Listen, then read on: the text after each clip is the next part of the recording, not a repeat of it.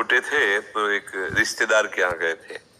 गर्मियों की छुट्टी में बच्चे जाते हैं ना अपने संबंधियों के यहाँ, 1 महीना की छुट्टी होती है तो वही घूमने का अवसर मिलता है, तो परिवार के सदस्य जन छूट दे देते हैं।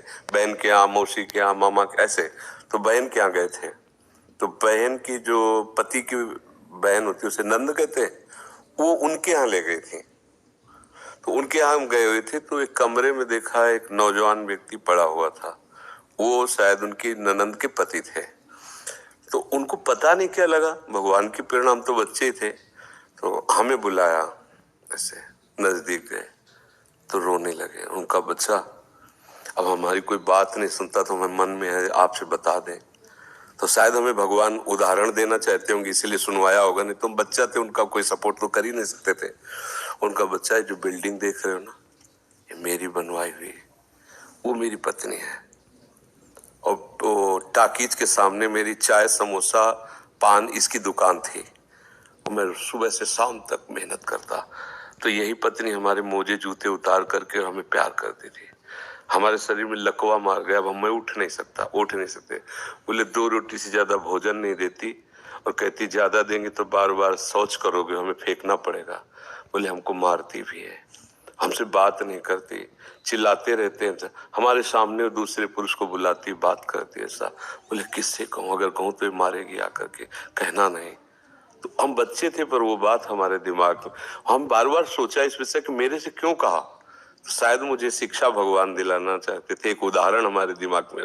देखो ये वो बता रहा है कि जब मैं कमा के आता था तो मेरे जूते मुझे उतारती थी, मुझे प्रेम करती थी। आज वही पत्नी है, मेरा ही सब वैभव है, मुझे रोटी भर पेटे, क्योंकि लकवा मार गया, शरीर बेकार हो गया, अब वो पड़ा ऐसे। अब उस व्यक्ति का कौन मित्र होगा, कोई प्यार से बात, तभी तो हम बच्चे थे, हमें बुलाया, कोई प्यार से बात नहीं कर सकता। वही व्यक्ति है जिसने अपने जीवन को सजाने की चेष्टा की। लेकिन एक मित्र है जिसको नहीं जानता था, इसीलिए अगर उस मित्र को जानता होता तो उसको रोना नहीं बनता, वो केवल उसी से बात करता और जीवन बदल जाता। वो कर तुम अकर तुम अन्यथा कर तुम, सच्ची मानो। हमें डॉक्टर ने कहा था आज के कम से कम 17 वर्ष पहले, दिल्ली के थे, सब जांच की, उनका बाबा तुम संत हो इसलिए तुमसे कोई छुपाव नहीं है, तुम्हारा कोई घर का नहीं कि जिससे मैं बता सकूं, तुम ही से डायरेक्ट कह रहा हूं। 2-2.5 वर्ष, आखिरी 5 वर्ष, ये किडनी खत्म और आप मर जाओगे। तो इसलिए बता रहे हैं कि आप भजन कर लो बस 2-2.5 वर्ष और। तो हमने भी ठान लिया था कि हाँ ठीक है, ऐसा है। और आज 17 वर्ष तो हो ही गए, लगभग 17 वर्ष, बड़ा लंबा सफर है। अभी आपके सामने बैठे, फेल भी है और पास भी है, नहीं पास है। देखो जो दिनचर्या हमें चाहिए वो हमारे शरीर कर रहा है, तो हम पास है। और फेल इसलिए कि संसार की दृष्टि से वो किडनी फेल है। अगर भगवान का भरोसा ना होता तो सोचो आज हम कितने परेशान होते, शरीर को लेकर, पैसे को लेकर, कितना खर्चा, कैसी दवाइयां, कहाँ से डॉक्टर, कहाँ लाते, क्या कुछ नहीं करना होता। वो अपने आप डॉक्टर रो करके कहते कि मेरी सेवा मत छीनना। बैठे हैं हजारों कोस दूर और रोज संपर्क, महाराज जी की क्या इस समय स्थिति है, अच्छा ये दवा दे देना, अच्छा आप ऐसा कर दे। तो हम देखते किसका दुलार है, जिनको हजारों रुपया दे के समय लिया जाता है, वो फिर बात करते हैं, वो भी अपने ढंग से।